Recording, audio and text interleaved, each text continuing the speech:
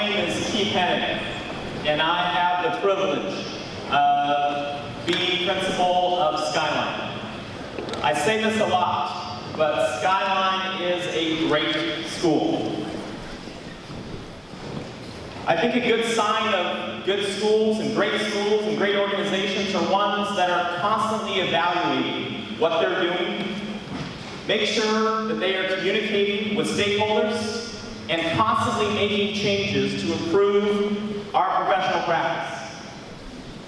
And I would like to thank you for being here tonight, and the Skyline community thanks you for being here tonight. This is a difficult conversation that we're going to have, but it's a conversation that we all need to have. Before I get started with the presentation, I want our school board president to come up here, who has taken a few minutes out of his busy life to introduce himself and say a few words. So I'd like to put your hands together for Dr. Carlin Gallagher.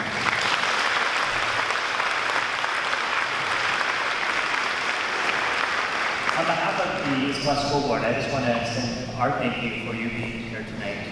We know this is one of our first of many steps that we are all going to take together. And we want to not only reaffirm our commitment to you, which we did in our statement that we made a few weeks ago, but in that statement was our commitment to moving forward to developing what policies we need and what work and partnership with nonprofits and our city partners in order to make sure that something like this doesn't happen again. We are grateful for you being here. We know that the parent community is going to be a key part of this work. We are grateful for our leadership in our school and our district, and we are looking forward to deeper partnerships with our cities and our nonprofits. So I'm looking forward also to hearing what we will learn tonight together. So again, thank you for being here.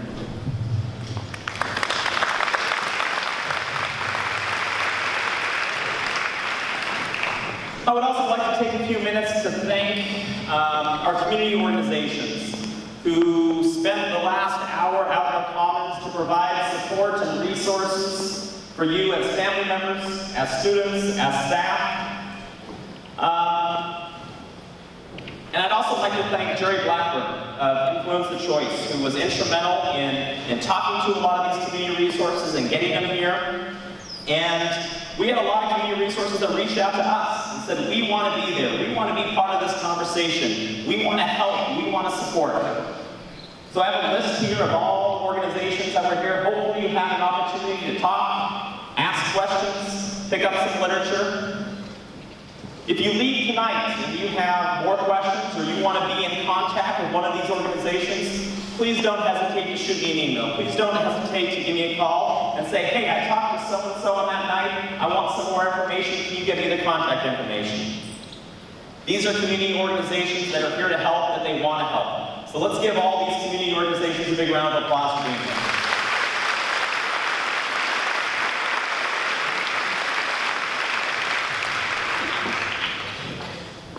So tonight, talking about learning outcomes, I really appreciate the fact that you are all here today. And I appreciate you being here because tonight we have an opportunity to provide resources for you as family members. We have an opportunity to talk about and answer questions related to substance abuse and discuss how this is a team effort. This is a national crisis. This is something that Skyline needs to address, but this is also something that high schools across our country need to address. And I say it right there, what can we do?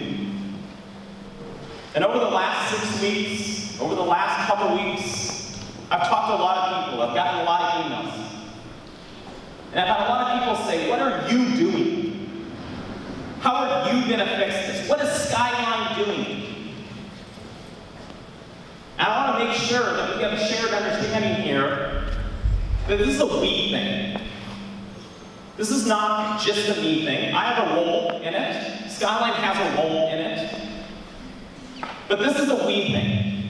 Because parents, community, schools, students, staff, we have to be on the same team, and we have to work together to successfully address this issue.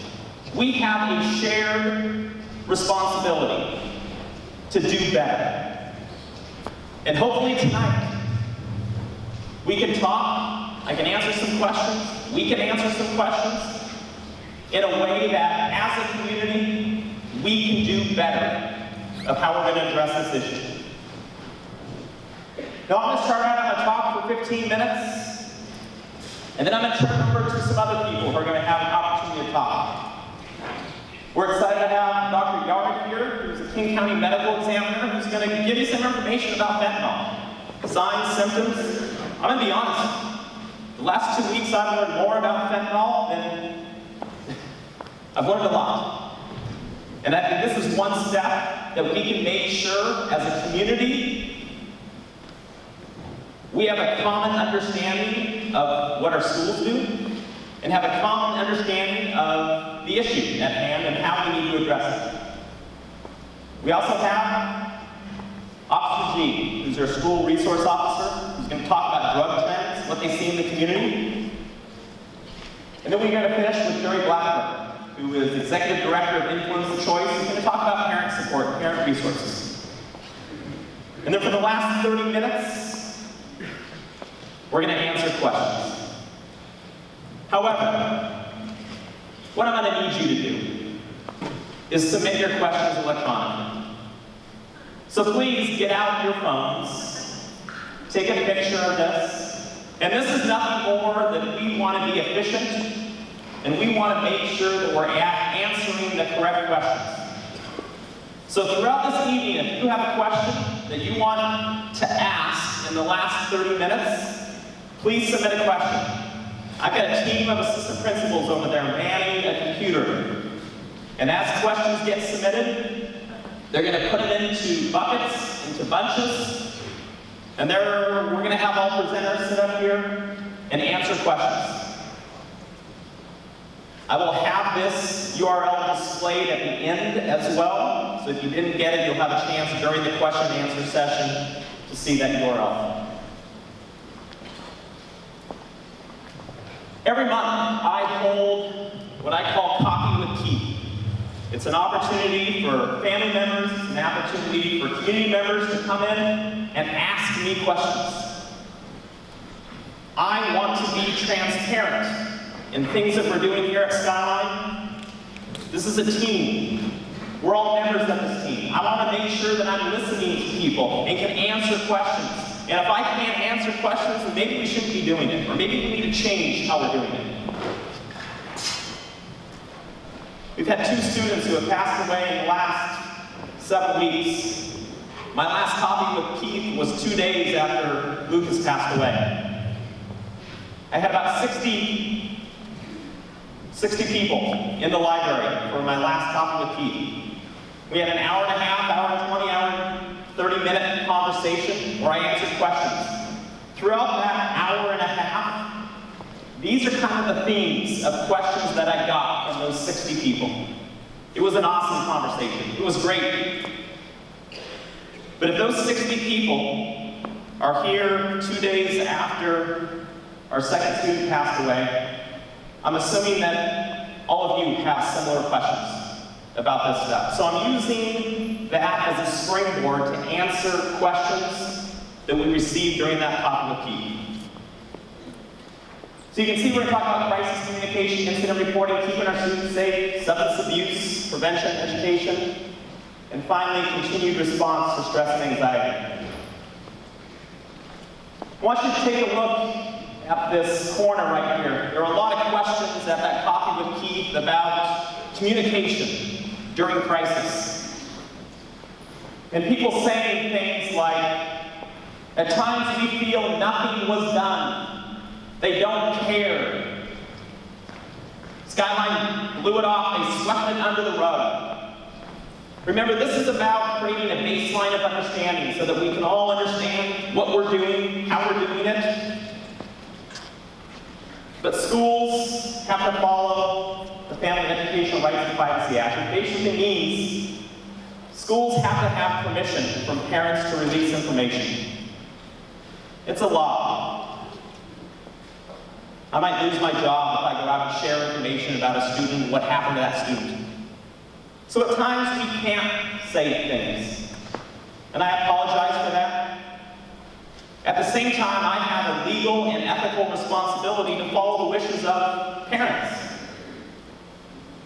But what I can tell you is that Lucas's parents, Olga and Isaac, I talked to them the day that their son passed away. And they gave me permission to say whatever I needed to say to our community. I'm not lying, but I actually started crying on the phone when I was talking to her. How courageous is that for a family to just lose their son and say, we need to open up the conversation about substance abuse. We need to be open and honest about the things that are going on with our kids. We need to be open and honest about the things that are going on in our community. And I told her that day, I said, the choice that you're making right now is going to save people's lives. It's going to allow us to do more. When we can say, in that statement that they released, street bought prescription medication, fentanyl, death. That's big for a family to be able to say that, but I applaud them. And since then, Lucas's parents have come forward and said, we need to get involved too. We want to be a part of the solution. That's why we're all here, to be a part of the solution. But at times, we can't share all the information. And I think we understand that the parents do have a right to say it's none of your business. They do have the right to say, I don't want you to know what happens with my kid. And I think I want to respect families' wishes, and I think we all would agree that we should respect families' wishes as well. There was also questions about incident reporting. I just want to make sure that everybody knows that we have an anonymous tip line to submit information about anything. It's on our homepage of Skyline. Again, this is just getting a baseline of understanding and what we need from you to help in this issue.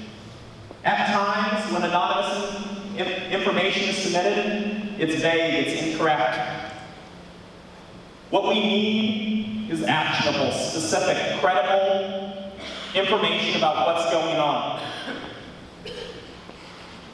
But what I can tell you, regardless of what the information we get, we always act.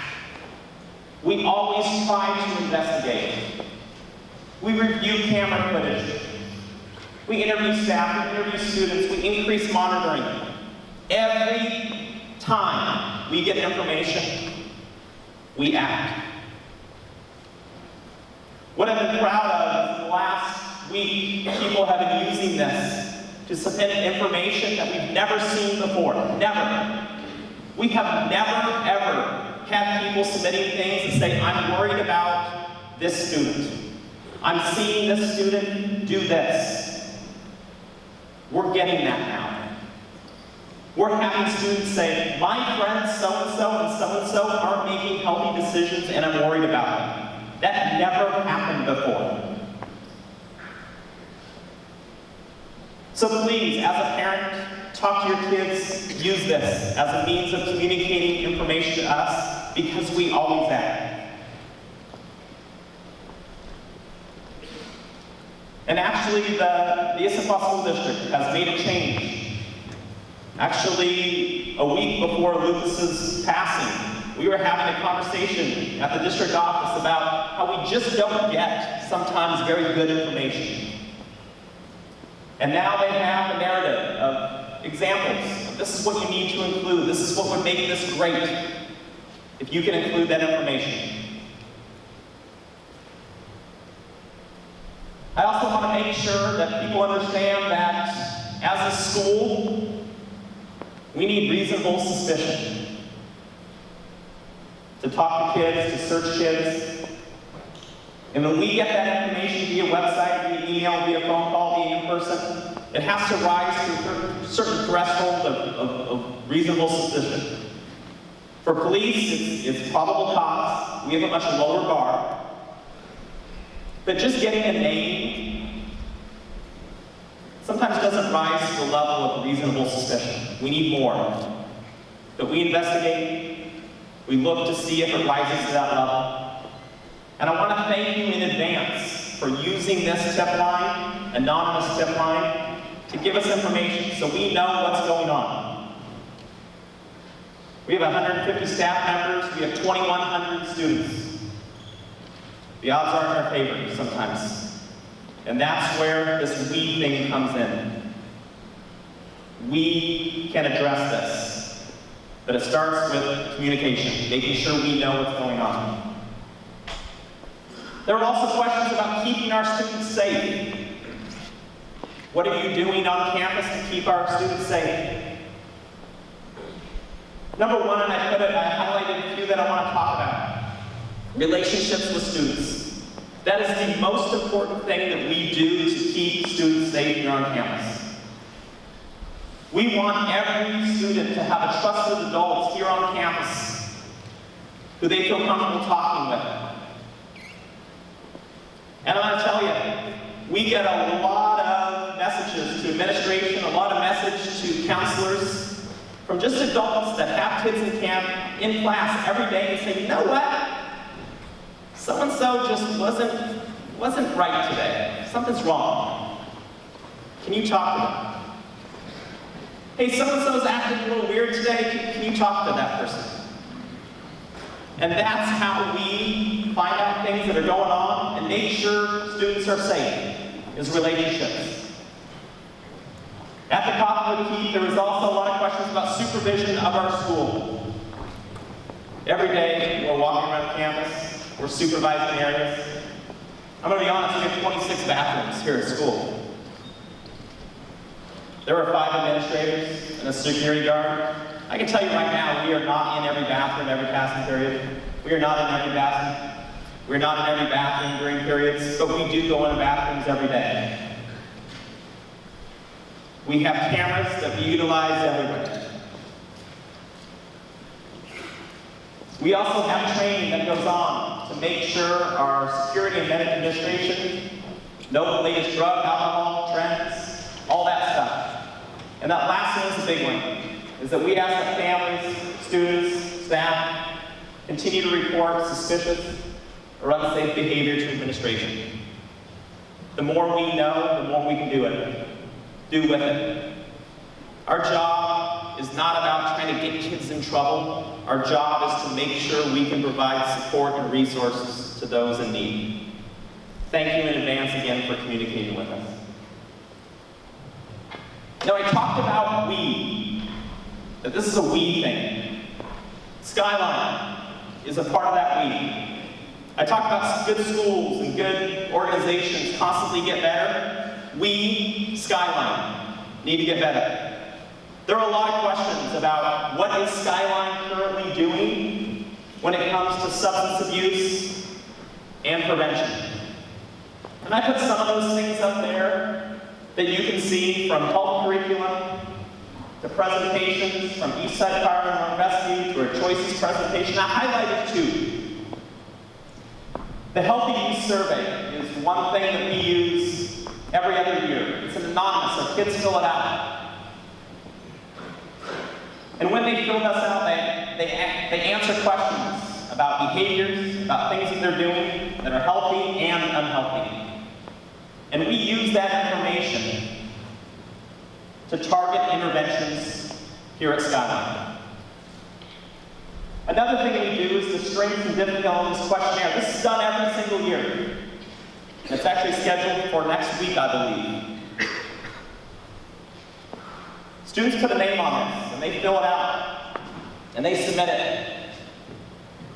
And this is used to address students that are internalizing behavior, feelings. And when we get the results, we meet with counselors, we meet with admin, and we get this list of students that we believe need help, and we immediately start talking about how are we contacting these students, how are we contacting these parents.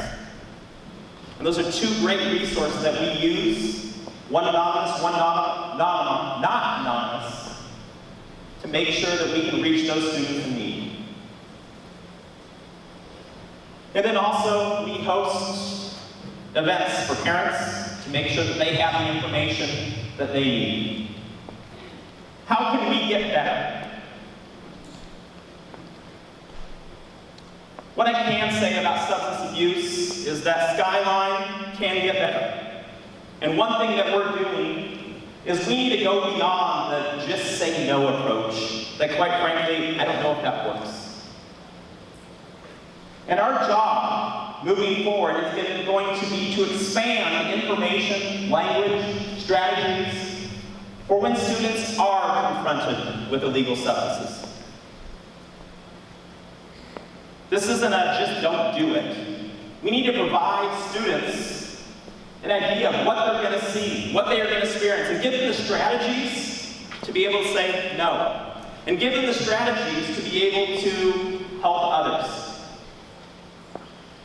Today, Officer G met with our freshman class. And this was actually scheduled before Lucas had passed away. This is something that we set up in the summertime.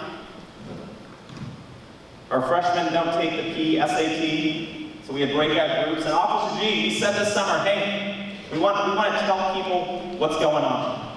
He did a 25-minute presentation today on fentanyl. What it was originally used for, how it looks, how it's getting onto pills, into pills. This was a wake-up call for some kids to go, oh my gosh, I didn't know that that's how it worked. I didn't know this stuff. This is going beyond just don't do drugs.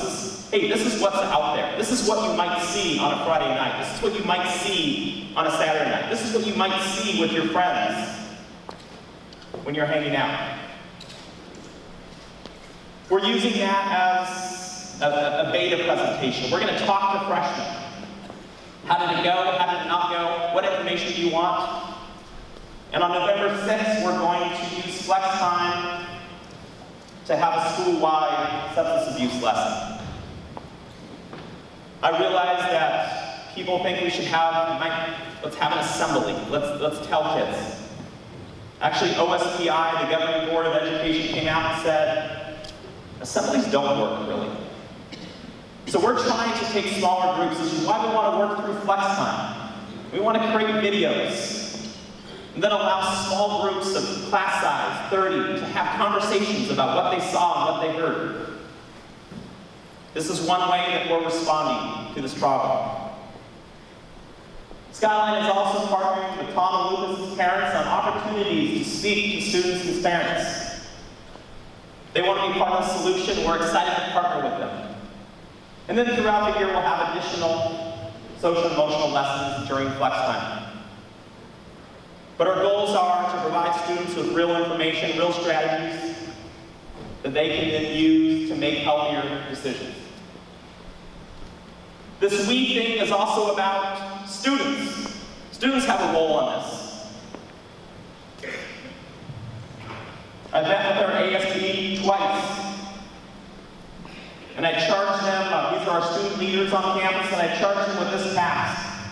As a student, I want students to think about how can you prevent substance abuse among students and promote healthy decision making. I'm asking students, what programs, what activities, what would resonate for you?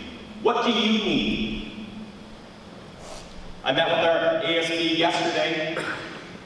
I went to the soccer game last night, and ASB students, I was talking to them in the stands. They're like, we are so excited, Mr. Hennig. We've got some great ideas. We're going to present them to you. It's really good. We're really excited about what we can do to help. I'm excited students are on board. This is a we thing. From a parent angle, number one, the most important, communicate with your student. Communicate with the school.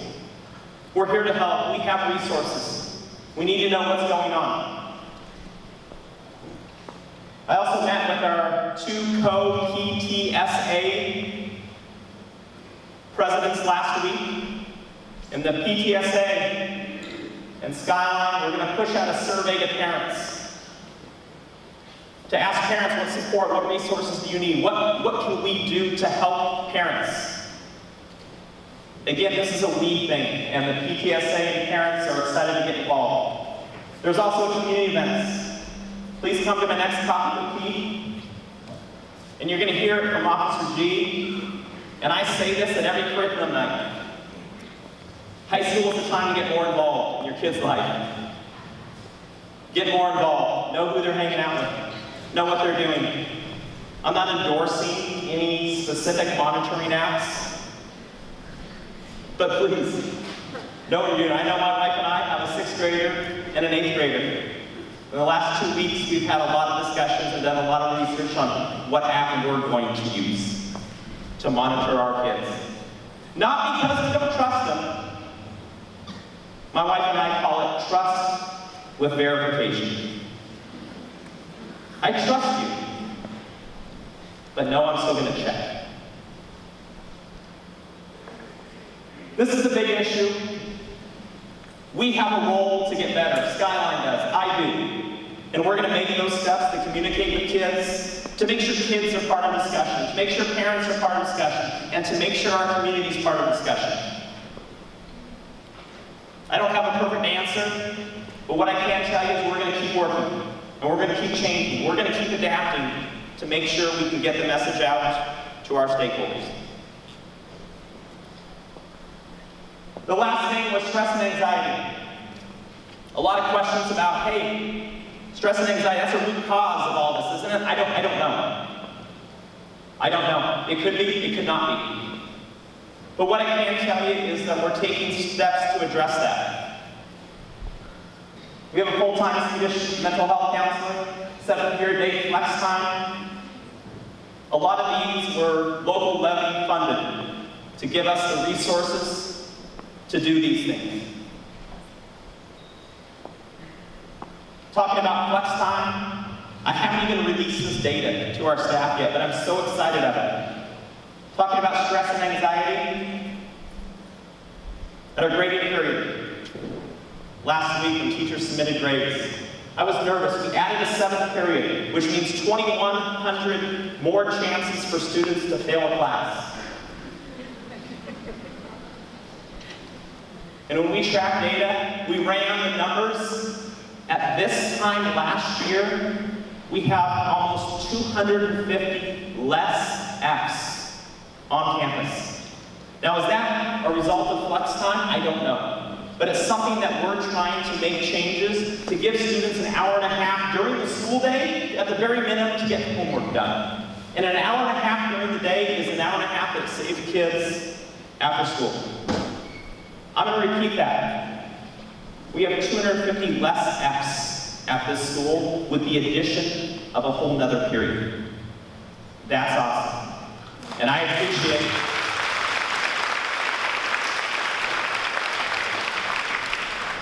appreciate you taking the opportunity to vote and allowing us the opportunity to provide these supports and resources to our students. So with that, you might have more questions. You might have more concerns. I am transparent. I am transparent. Please send me an email. Please talk to me. But please know that I care a lot about your student. I care a lot about this school. And we are going to work together to address this issue and any issue that comes at us so that we can make this school an even better school. And we can create this community to be a safer place for our students. I'm now going to introduce our next speaker. We're excited to have King County Medical Examiner, Dr. Yard, to talk about fentanyl, to give you information. And this is great information. I saw her PowerPoint when she sent to me this. There's a lot in here. From me, I appreciate you being here. Thank you very much. Let's give a round of applause to Dr. Yard.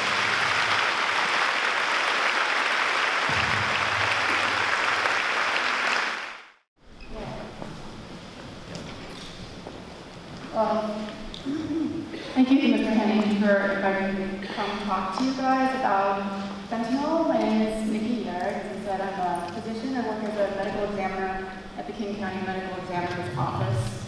And, first I do want to extend my heartfelt condolences to everyone who's been touched by the tragedy of this drug epidemic. It's really affecting all parts of King County, but seems to have hit pretty hard here at this school. I do want to start out with sort of an overview of the drug epidemic as it's occurring across the country. It truly is an epidemic. You can see over the past 40 years, there's really a nearly exponential increase in the number of fatal overdoses. And in recent years, these numbers have fairly drastically increased, just really in the past few years. These numbers there are more overdose deaths than motor vehicle accident deaths each year. There's more deaths each year from overdoses than deaths from the entirety of the Vietnam War. It's really, it's just terrible. And a lot of the increase in overdoses in recent years have been driven by fentanyl. And I will talk about fentanyl a bit, but I do want to discuss the numbers in King County as well. So a little bit in contrast to the rest of the country, the numbers are not increasing exponentially as far as fatal overdoses, but they are still increasing at a fairly alarming rate. The number of fentanyl deaths in King County is not as high as it is in other parts of the country, especially the East Coast, but they are definitely increasing. Just a few years ago, there were 5 deaths due to fentanyl, and last year there were 66. Already in 2019, there have been 66. And that's not, there are a number of other deaths that toxicology results are not back on, and we're still not all the way through 2019, so the numbers are pretty much guaranteed to continue to increase for 2019. So, what is fentanyl? Fentanyl is an opioid, and it's synthetic, so it's not something that naturally occurs in plants like heroin or morphine. It's something that's created by chemists. However, it has the same effect as other opioids. And opioids are basically drugs that produce a morphine-like effect in the body, and they do this by binding to receptors in the body that are called opioid receptors. Hard to remember. And so when drugs bind to opioid receptors, they cause a release of dopamine. Dopamine is sort of a feel-good chemical in your body. It causes euphoria. It causes a pleasant high that makes people want to do more drugs. There are a number of other effects of opioids. Morphine. So opioids would include morphine, oxycodone, hydrocodone, things like our brand name Percocet, Vicodin, tramadol, codeine. There's a lot of different opioids that are prescribed legitimately, and they're generally used as painkillers. They also have an effect of cough suppression. Codeine used to be very common in cough suppression medications. But they do also have some side effects that are less desirable, such as sedation and respiratory depression, probably the most serious effects. Other effects would be, am I doing that? Farther away? Sorry. Other effects would be constipation, nausea. There are a host of effects, but these are some of the main ones. So, what's the big deal with fentanyl? Why is this sudden spike of overdose deaths associated with fentanyl? Why is fentanyl so dangerous? So,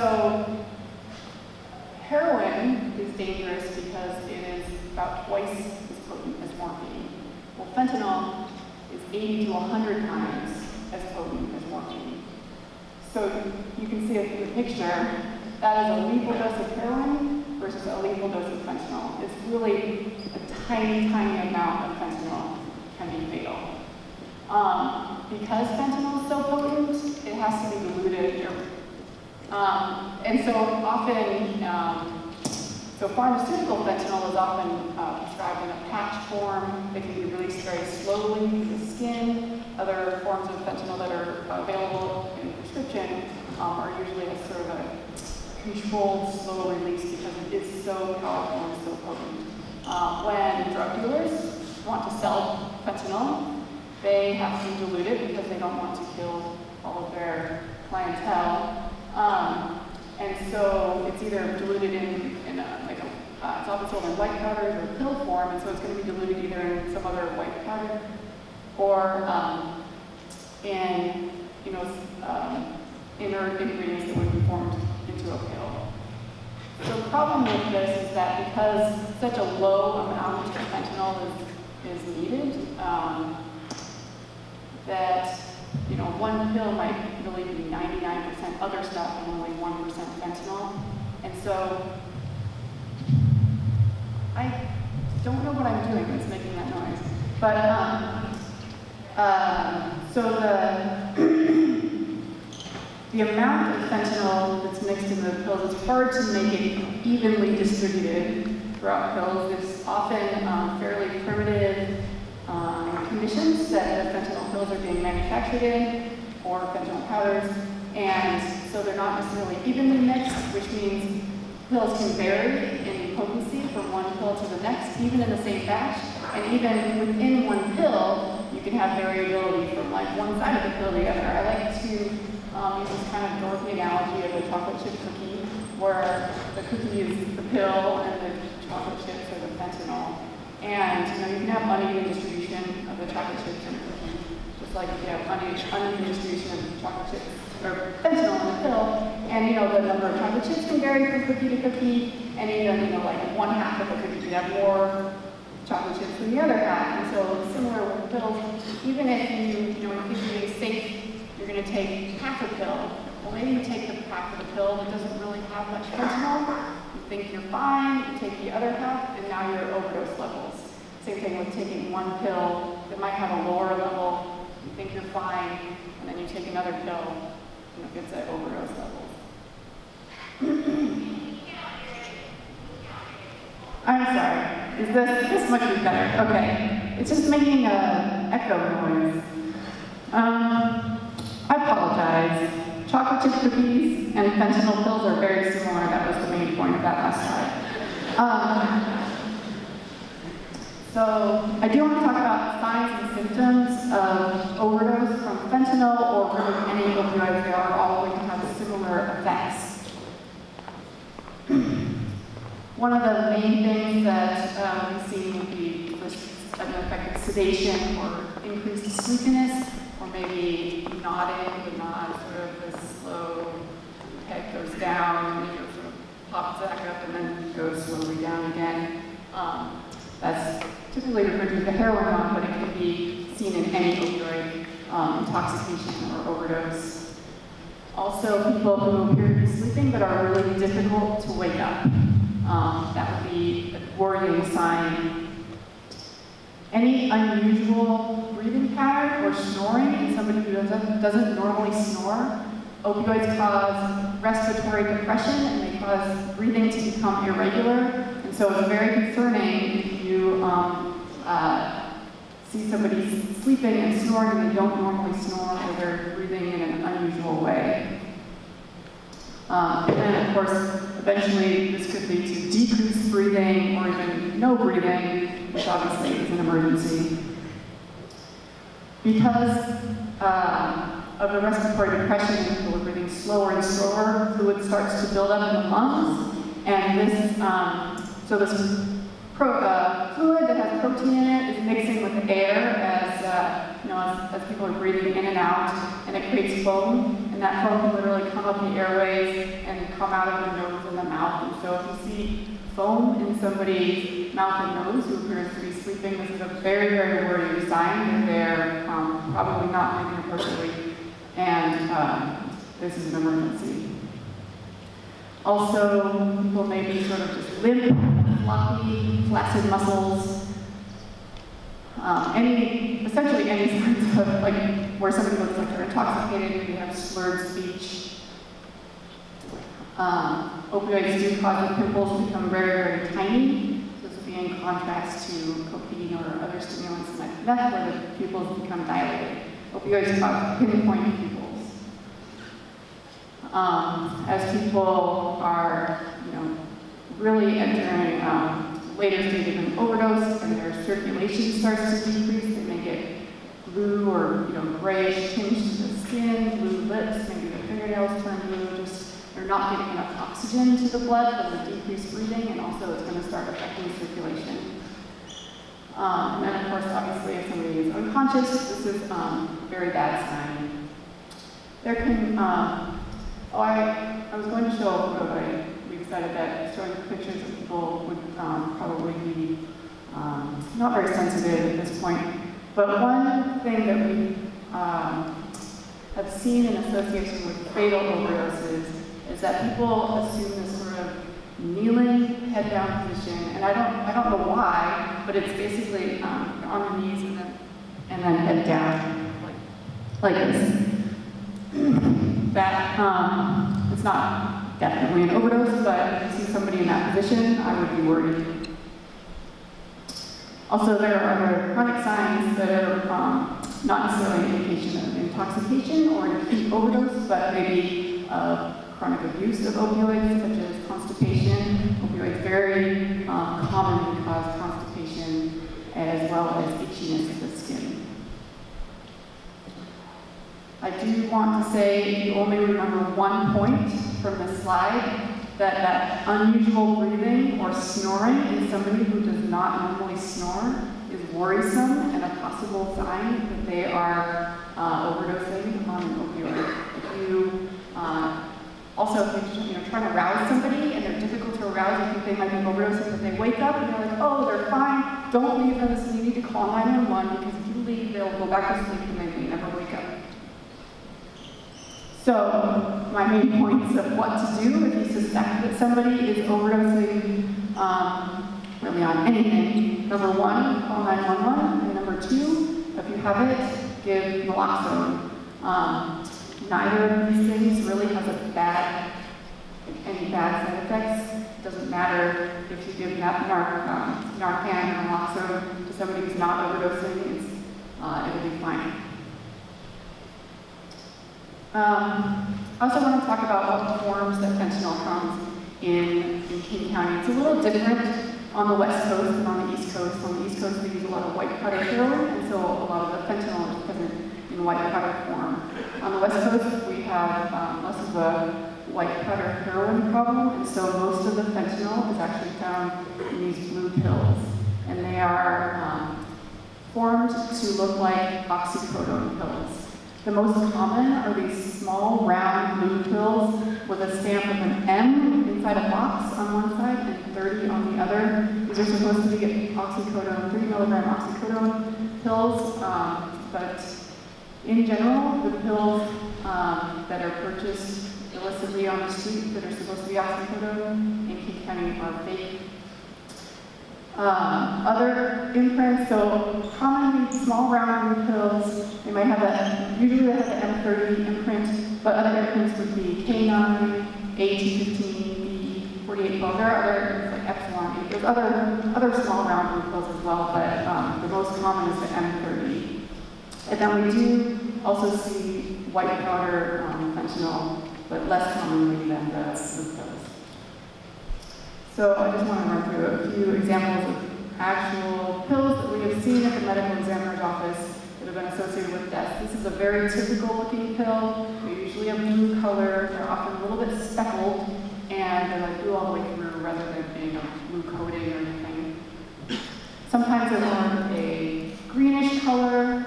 These ones are very obviously like fake looking to me. They don't look like a legitimate pill. They're kind of irregular, and the imprint is really poorly made, and the color is kind of blotchy and stuff. Sometimes the pills look very legitimate, and sometimes they look very fake.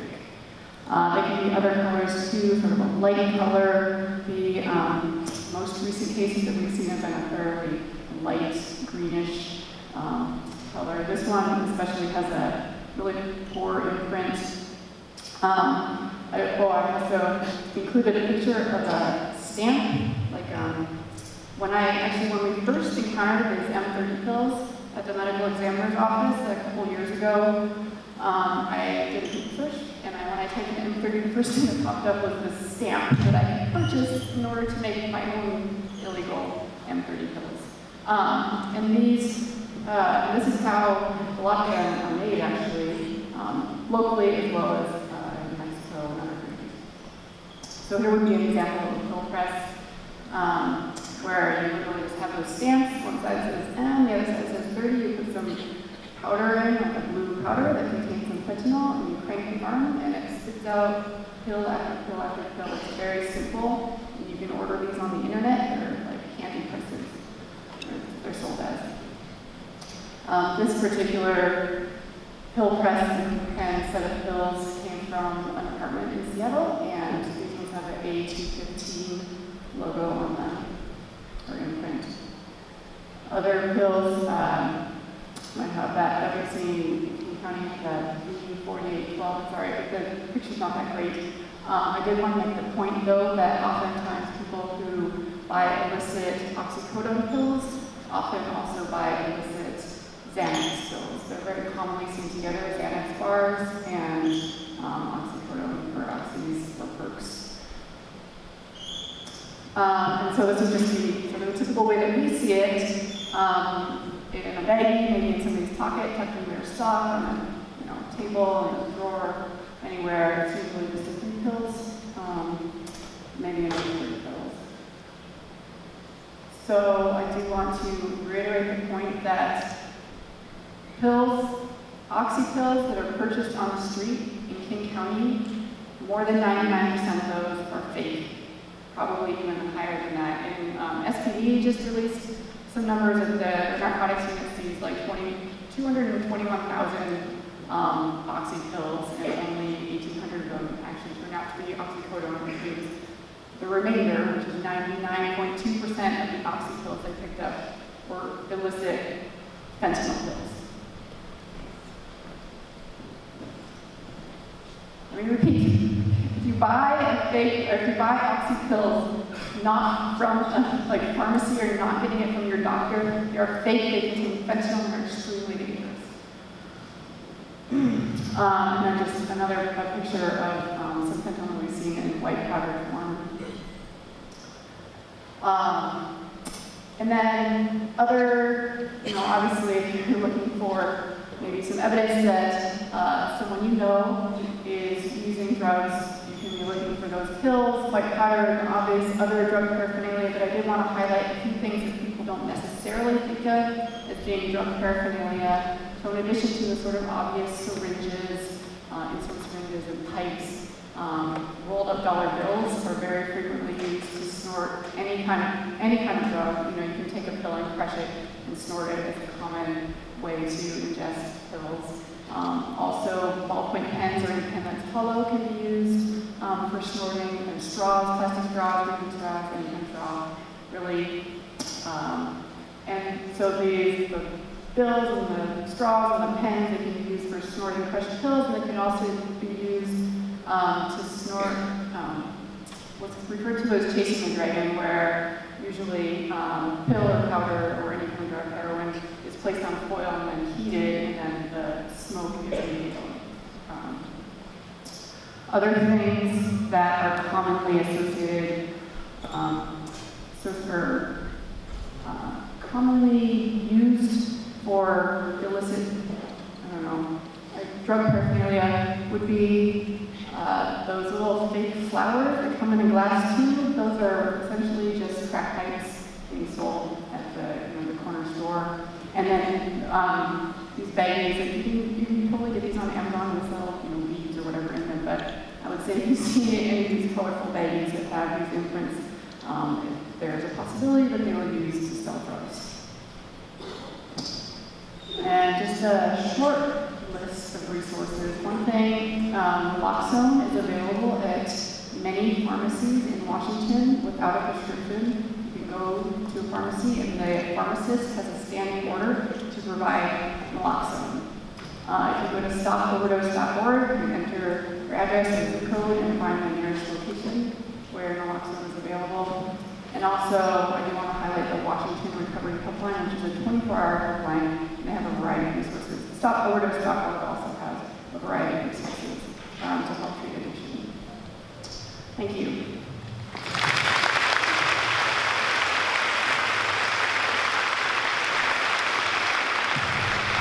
Thank you, Dr. Gard. Now I'd like to have our own Officer G come up and just talk a little bit about drug trends in the Sammamish community. Officer G is here 5 days a week. You'll see his car parked out front. He's at lunch. He's walking around the hallways. I think he's got a good pulse of Sammamish and what goes on here. So it's all yours. All right, pardon me while I get used to the microphone and hopefully talk about it for everybody. All right, so some current trends, what you guys asked to talk about, what we're seeing, whether it be up here, down in Seattle, or across the region. CBD, so controlled prescription drugs, oxycodone, fentanyl, other synthetic opioids. Primarily they're coming from Mexico and China. So you can get packages shipped from China, that's how they're coming in, or they come up either through Mexico or fentanyl is produced out of Mexico. The cartels have found that it's cheaper, faster than harvesting poppy plants, things like that. They figure they can make more money quicker off of the fentanyl, the synthetics. Heroin, the availability has increased in the U.S. Heroin mixed with fentanyl is on the increase. And so what that means is people are getting used to heroin, or the addicts are anyways, right? And so the normal dose or double dose of heroin is not doing it for them anymore. So they want that bigger kick, and fentanyl is providing that. And I'll talk a little bit about carfentanil here in a minute. So we're seeing that as well. Mexico remains primary source for low cost pure cocaine. Use and availability have rebounded due to some stuff in Colombia. Increasing presence of fentanyl in the cocaine supply as well. So they're cutting into everything. Now, I'm not going to get too much into the medical part of it, but if I were to say cocaine is an upper, fentanyl would be a downer. It kind of contradicts, but it doesn't matter. They're cutting into it anyways.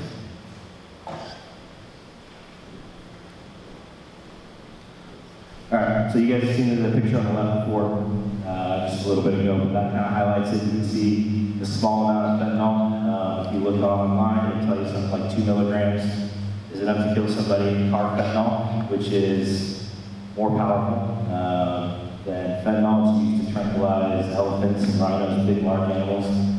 Is even more potent. So you can see the small amount that's in the carfentanil as well. On the penny, that just kind of gives you an idea of size.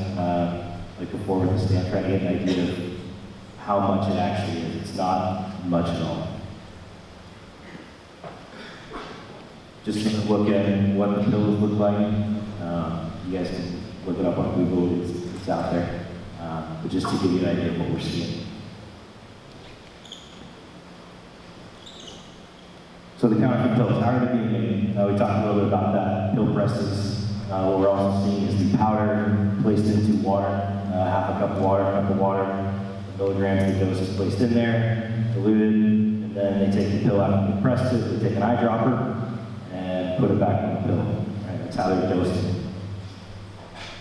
So 2 milligrams is enough to kill you. If you think about it in another text, a pack of sweetener that you pick up at the coffee shop or whatever, sweetener coffee, that's 1,000 milligrams. So 2 milligrams package.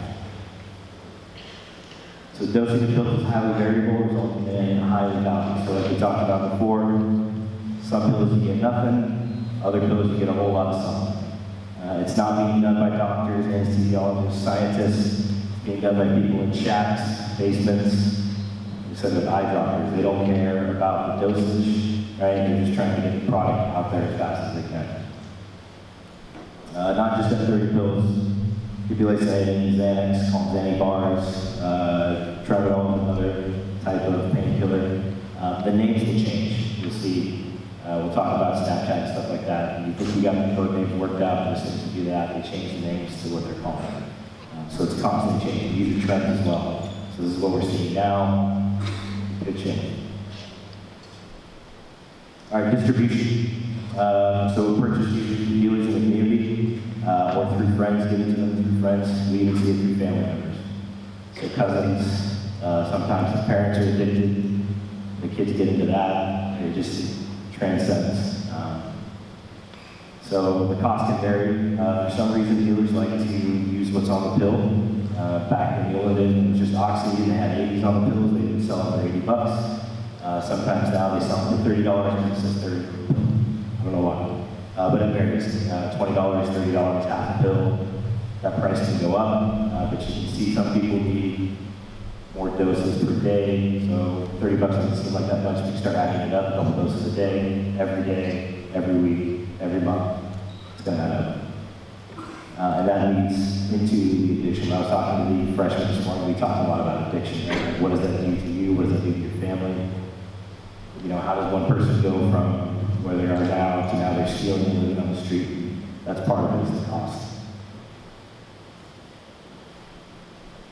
All right, high use of internet, social media, Snapchat, Facebook, Instagram, Craigslist. These are all realms on the light or the normal internet where kids and adults can trade money for drugs, fentanyl pills, things like that. Snapchat groups, we see it a lot. We get a lot of tips about that. Snapchat are private accounts.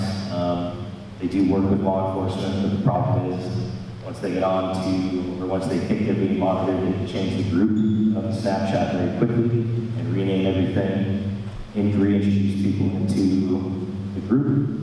And then they can pick who they want to talk to. They know who they're talking to. It's not like we can just send a fake person in there. They're going to look and see, is that a friend of mine? Who is this person? Why are they asking me for this stuff? But we also have portions of posting drug lists on Snapchat, things like that. There's also a myriad of sites on the dark web where they can buy the products and have them shipped either from China or in the U.S. via regular stuff like UPS, FedEx, USPS, things like that. Those websites are being shut down, but as you shut them down, more pop up.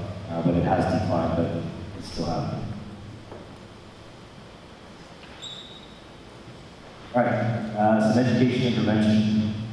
So conversations about the dangers and fallout of drug addiction.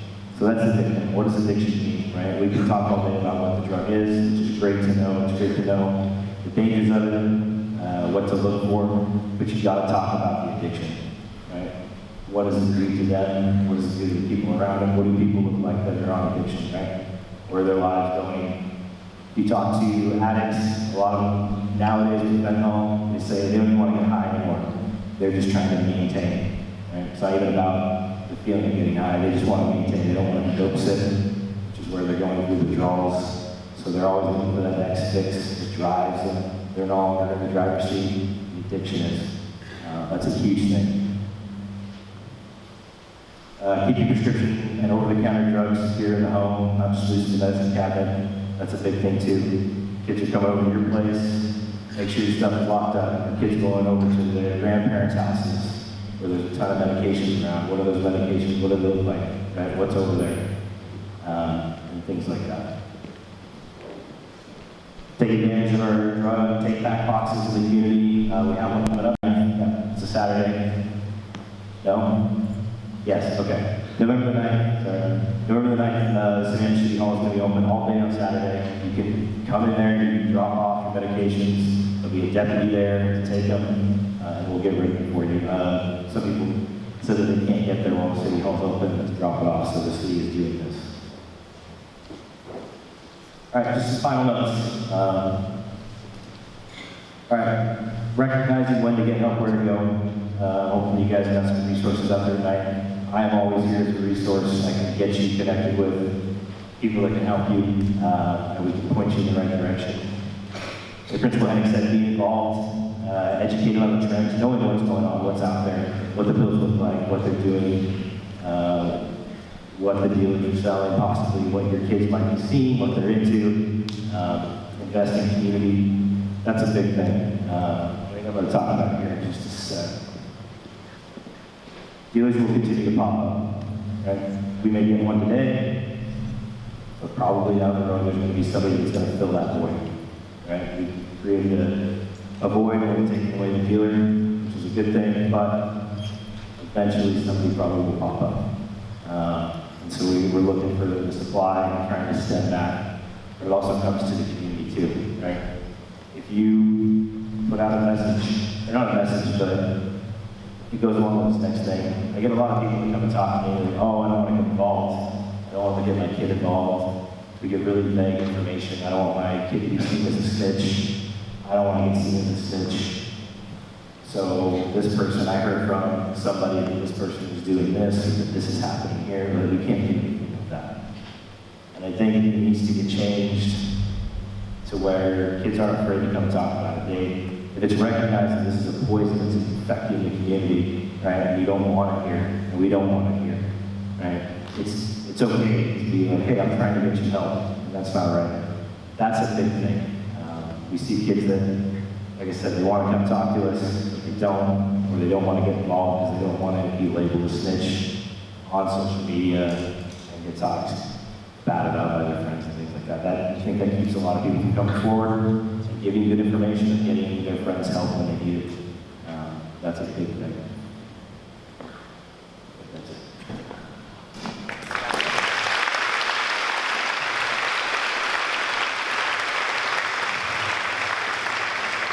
Officer G, I just want to reiterate something you said. You're saying that kids have more than one social media account?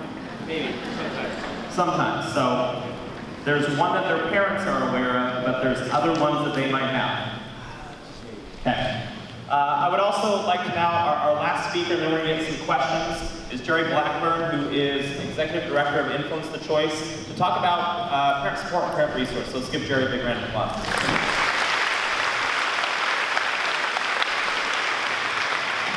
So I hope the microphone is going okay. There seems to be microphone issues. First, I want to send out my heartfelt condolences to the family. I had an opportunity to speak with them.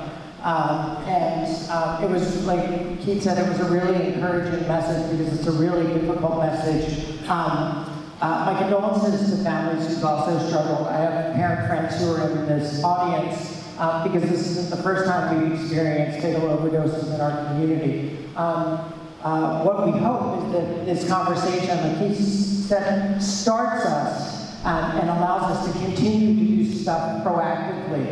Influence the Choice of the Prevention Coalition really tries to go upstream and change the culture and the dynamics of our community and turn that big giant ship so we don't have to come and meet in an auditorium again. So thank you all for coming and participating in that. I get to have somewhat more casual conversations about what we can do as parents and people in our community to impact our young people in positive ways. Looking at the realities of their experiences, the stress and anxiety that they're experiencing, the access to substances, and then what we can do collectively to change that dynamic. Everybody has a part. I'm with Keith and understanding that this just happens to be where the young people are a great deal of the time.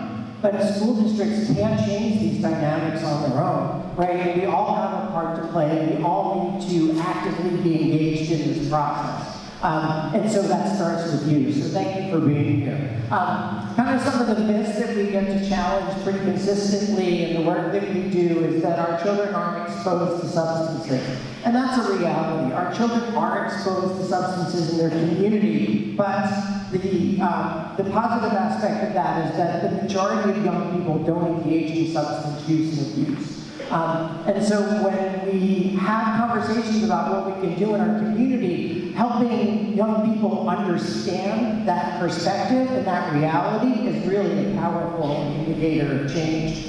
The idea that all kids experiment, again, the majority of kids don't interact with psychoactive chemicals. And so when we help them change their perspective and understand that, young people want to be part of, like, the majority, right? You know it, they all want the different kind of sneakers that, like, my daughter wanted the All-Stars, right? But she didn't want the same All-Stars that everybody else has, they're a different color. But they want to kind of be the same little ducks in the duck pond. And so when we give them aspects of their cultural experience that are relevant to substance abuse, they have a tendency to lean towards making really healthy decisions, but we can communicate that information really productively.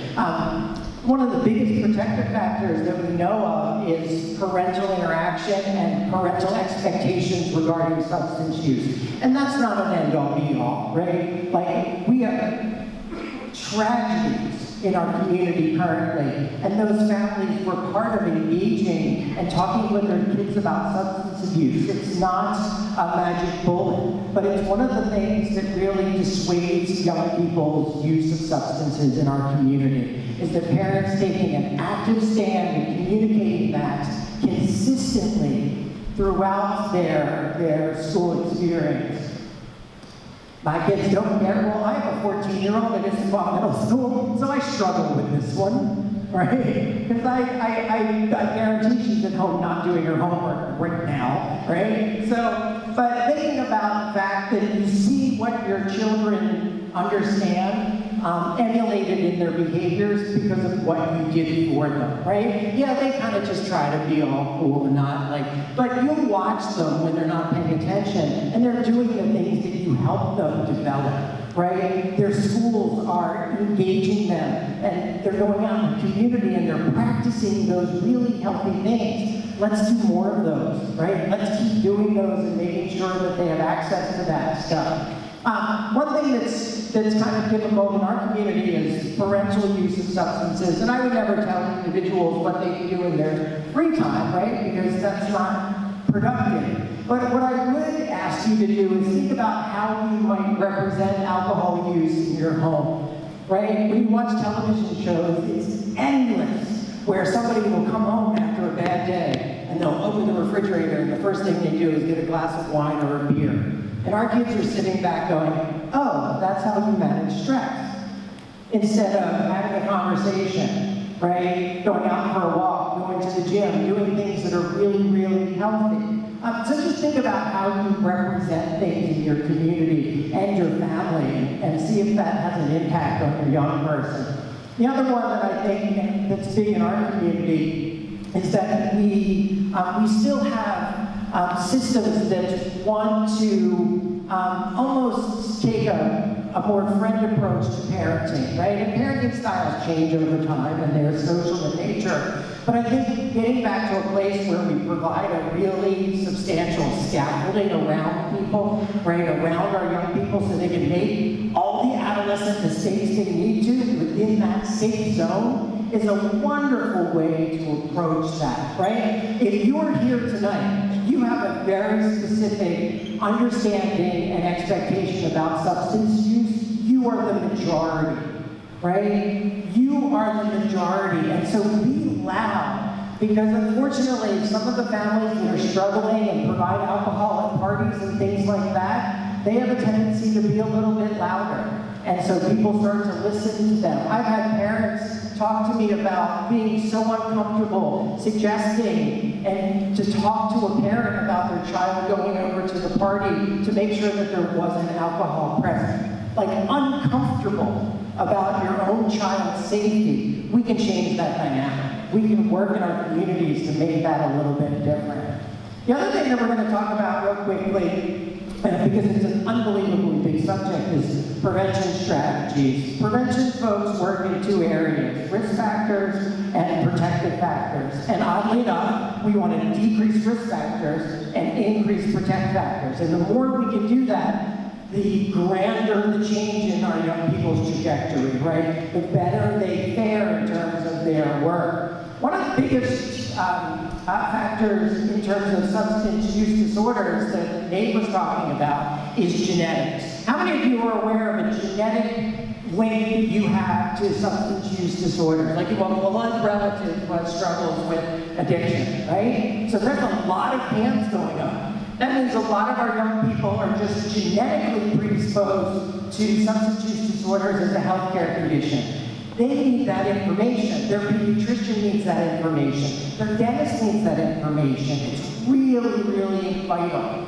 Peer influences, remember when we were all kids, we talked about peer pressure, which I didn't actually understand what that was. It sounded just like children yelling at each other. But really what's more advantageous in terms of our thoughts is peer influences, the structures that are around young people, right? If I'm in proximity of people using marijuana, I'm going to have a tendency then to be in proximity of some of their other friends who are using other substances. It's almost like a social proximity model. Right now, I'm just now more comfortable with that dynamic. Think about when you walked in here. You were never at Skyline High School ever. This is a giant place. Our kids navigate this easily because it doesn't feel giant after they've been here for a long time. You get comfortable with your engagement in your environment. So we don't want our young people getting comfortable with maladaptive patterns of coping.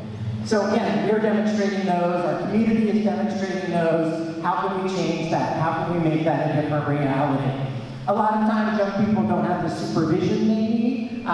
Again, social media is a component to that, but appropriate supervision, right? Monitoring, managing, verifying, being comfortable, asking questions, talking to other parents is a huge thing that we need to consider in terms of our changing this dynamic. Parents have stopped talking to each other, and I'm guilty of it too. It was amazing when my older daughter would have a sleepover. She would text her friend would ask her mom would say yes, she would tell her friend would text back and tell me that it was okay. All right, and I'd be like, cool, wait, like that was just 15 different people, none of which are actually communicating. So let's have those conversations. Let's be a community again. Let's be a village. Lack of community resources and opportunities. We need our young people to have access to community engagement, and community engagement in terms of their value systems, right? We're not just talking about sports and things like that, but ways to be of service to other people. That's how you fill up huge components of humanity. Making sure that we have, again, clear expectations regarding their substance use, but also appropriate behaviors in our community. Texting and driving, right? If they're watching us and we're on our phone while we're driving, there's no reason for them not to do that when they get their driver's license. They don't have that prefrontal cortex to make decisions that are based on that, right? So thinking about critically how we want to emulate that stuff.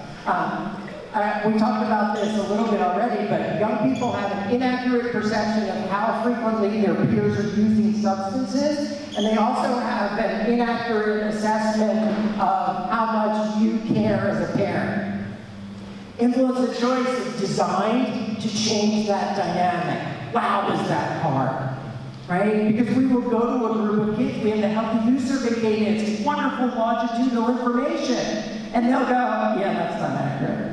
Like everybody at my school gets high, all right? And we're just going, you know what, as a statistician, that's not true. So we want to help them understand the realities that the majority of their peers aren't engaging in these behaviors because it lends them to then start to want to be part of the majority again, right? Participating in healthier behaviors. Sense of entitlement, again, that goes back to the rules. You're thinking about alcohol use by young adults and teenagers who are allowed to use substances in their home are 3 times more likely to subsequently use them in the community when they're not under parental supervision. Because they don't have the capability of thinking critically like we would and using that prefrontal cortex. Right? I know my 14-year-old does not have a prefrontal cortex. She apologizes for things much more frequently than she asks permission. And so we just need to consider what and where they are at developmentally when we're formulating these ideas.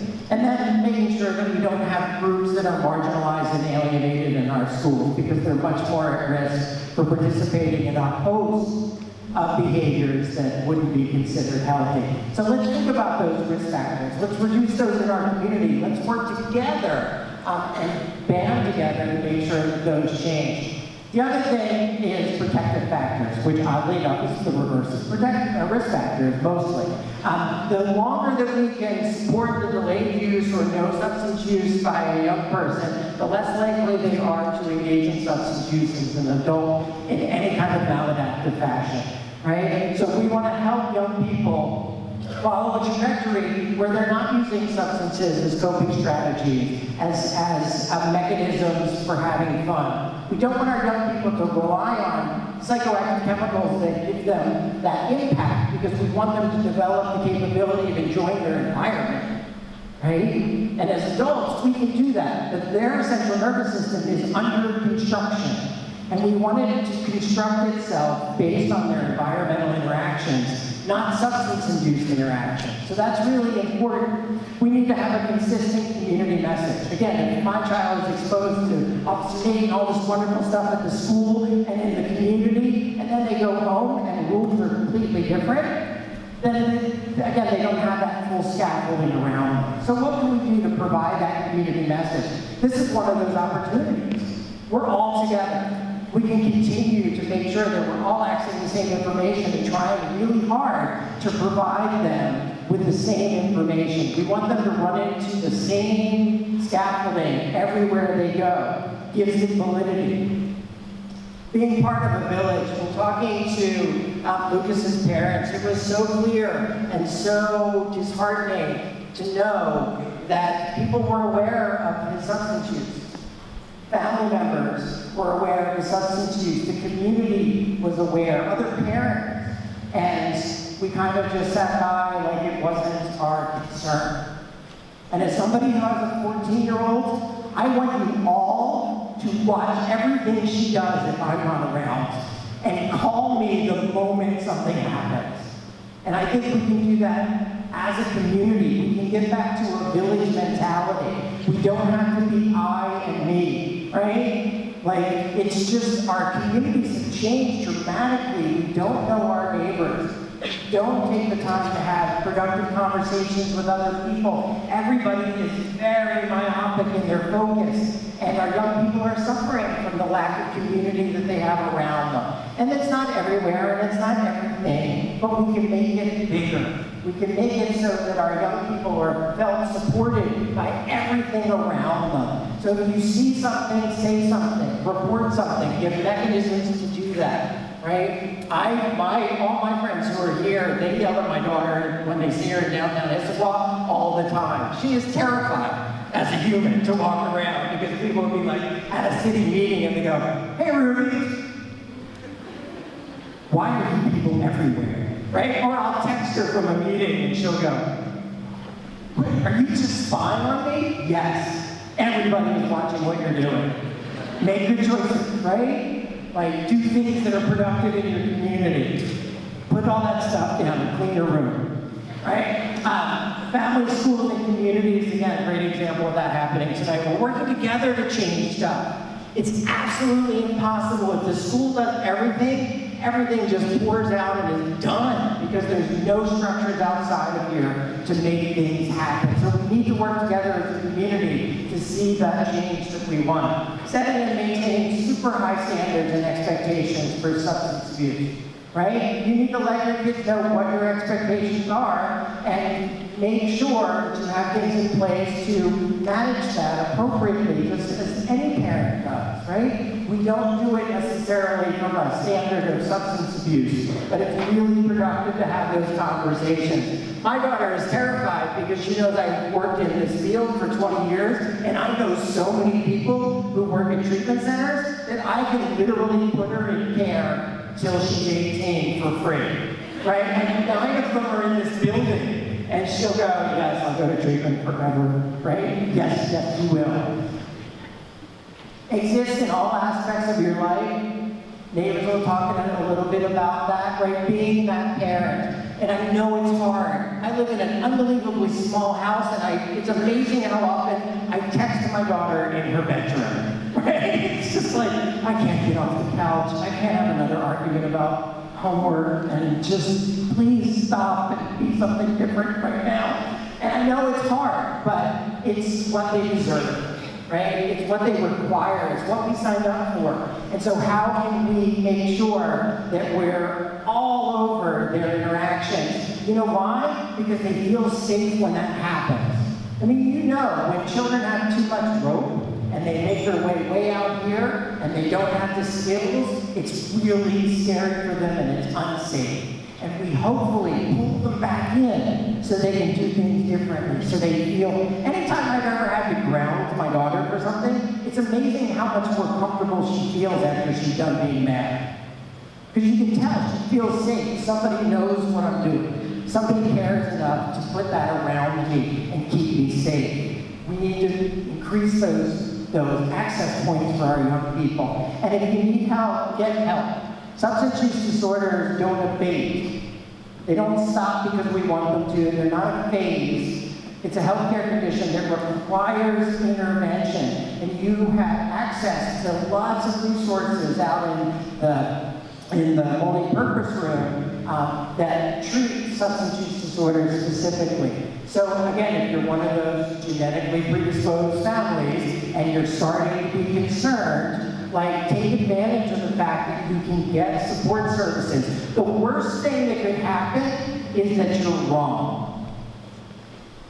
Every person in here could live with that reality, right? We would be okay. I don't know how often I'm wrong around my daughter, right? So she gets to see people be wrong and do things differently later. I mean, it's an amazing thing to be capable of doing. And one of the biggest things that I want to encourage you to do and take with you and remember is that you have a key to walk around with as a parent or a caregiver, and I want you to use that key. If you're in circumstances with your young person and something doesn't feel right, it's not. Right? I can look at my daughter and go, something's amiss. And then I'll figure it out, right? Verify. Make sure everything lines up. Oh, I found all these lighters, but they said they were doing X, Y, and Z, and well, that doesn't seem like it makes a lot of sense. Right? I found some, some tin foil, but like the buts are what is us challenging and using defense systems. If your spider senses are bouncing up and you're not comfortable with something they said or something they did or something they're doing, there's a really good reason because you're really good at being a parent. Don't let that go. If you need the support, get the support. Reach out to somebody, access help. You're not alone, right? Again, we're talking about a public health and healthcare issue when we regard substance use. Like, let's take advantage of everything that we have so our children are safe and comfortable. Substance use is a preventable activity. It doesn't occur in the majority of kids, but we need to be able to construct mechanisms so that we decrease those numbers, right? And the Issaquah School District, all grade levels, have seen decreases in substance use in our community. Part of the partnerships that Influence of Choice and all the other organizations working together have seen, but we still need to do the work, right? Because we have a whole other set of kids coming up, and they need us to be able to do that. And if you need support, you need guidance, turn to a healthcare professional, right? Substance use disorders, again, don't just end because we're uncomfortable with the fact that they're happening. And get your young people help as rapidly as you possibly can. We're always here for you. Take advantage of those opportunities. That's all I have, and I think we're transitioning over to our panel, and so we'll answer some questions for you.